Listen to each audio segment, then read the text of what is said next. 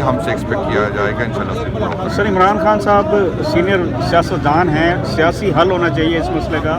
کیا آپ سمجھتے ہیں کہ مذاکرات ضروری ہیں؟ کیونکہ عمران خان صاحب کی بہن نے یہ کہا علیمہ خانم نے کہ مذاکرات کرنے والے عمران خان صاحب کے ساتھی نہیں ہو سکتے.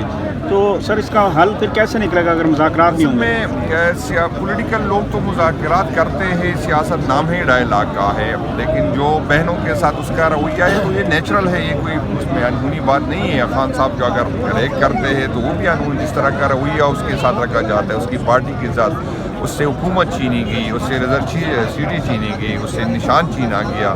اس کے آپ نے دیکھا کہ اپوزیشن کا لیڈر سینٹ میں ہو، قومی اسمبلی میں ہو، پنجاب ہو، اس کو نائل کر دیا گیا.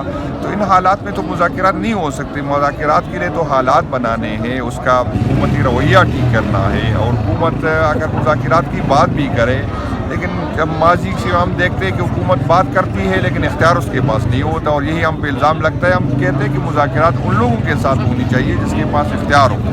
تو حکومت بے اختیار لوگوں کے ساتھ ہم کیا مذاکرات کر سکتے ہیں؟ دوسری بات یہ کہ آپ ہمیں سیاسی اسپیس نہیں دیں گے، آپ FIR کاٹیں گے، ہمارے ورکر کو تنگ کریں گے، ہمارے لوگوں کو جیلوں میں ڈالیں گے، اس پہ FIR کاٹیں گے اور پھر کہیں گے کہ مذاکرات کرو. تو اس حالات میں مذاکرات نہیں ہو سکتے، اس کے لیے ماحول بنانا پڑے گا. سر آپ چیئرمین PSC بھی رہے ہیں اور ابھی گزشتہ چند عرصے سے 5300 ارب کی بے ضابطگیاں IMF کی رپورٹ کے مطابق سامنے آئی ہیں. تو آپ کیا سمجھتے ہیں کہ بطور اپوزیشن آپ کیا کردار ادا کر سکتے ہیں؟ اب آپ چیئرمین شپ پہ بھی نہیں ہیں، تو کیسے ہوگا سر؟ تو جو بھی ہمارے پاس فورم ہوتا ہے، چاہے قومی اسمبلی میں چاہے میڈیا پہ، بات تو ہم کرتے ہیں.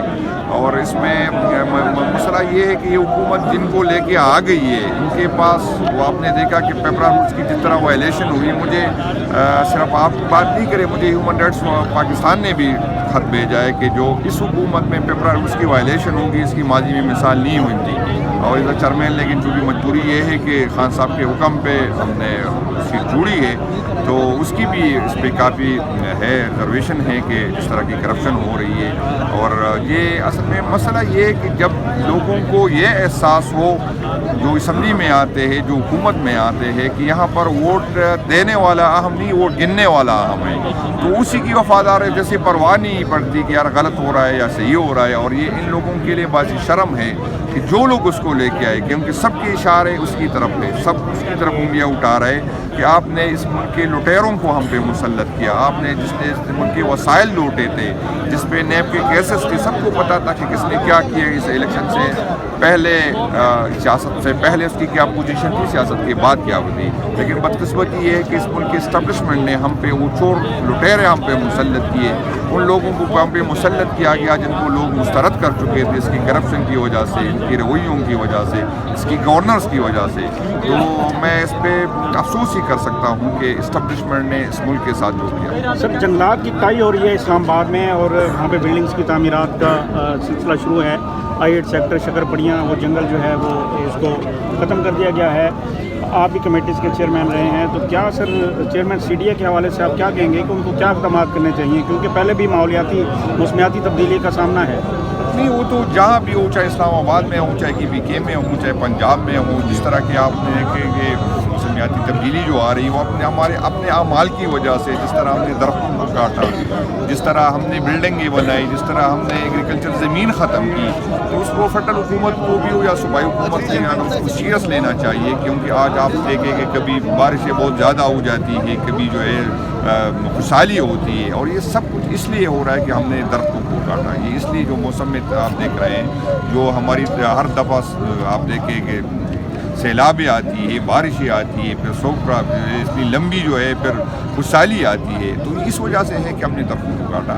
تو اس کے لیے فیڈرل حکومت کو بھی اور صوبائی اداروں کو بھی، صوبائی حکومتوں کو بھی کردار ادا کرنا چاہیے کہ ہم درختوں کو کاٹیں بھی نہیں اور نئے درخت لگائیں. سر آخر میں بتائے گا کہ وفاق کی حکومت نے یہ سیاسی گہما گہمی کے علاوہ کوئی فلاحی پروجیکٹ جو ہے ابھی تک نہیں دیا عوام کے لیے، اس پر آپ کیا کہیں گے؟ آپ بطور میں آپ کو بتاؤں کہ جب عوامی حکومت نہیں ہوگی تو عوام کو کیا سوچیں گی؟ وہ جن کو لے کے آئی ہے اس کی خدمت میں لگے ہوئے، اس کو خوش کرنے کے لیے. اس کو پتہ ہے کہ اگر جو اس کو لے کے آ گئے وہ خوش ہے تو یہ دوبارہ بھی لے کے آ سکتے ہیں. عوام خوش ہو یا نہ ہو، اس کے حالات اچھے ہو یا برے ہو، تو جب عوام اس کو لے کے آئیں گے تو پھر عوام کے سوچیں گے. جب عوام نہیں لے کے آئے تو پھر اس کا کیا کام ہے؟ جنید اکبر صاحب، اس وقت سب سے بڑی خبر ہے کہ شہبود قریشی کو تمام تر مقدمات میں بری کر دیا گیا ہے.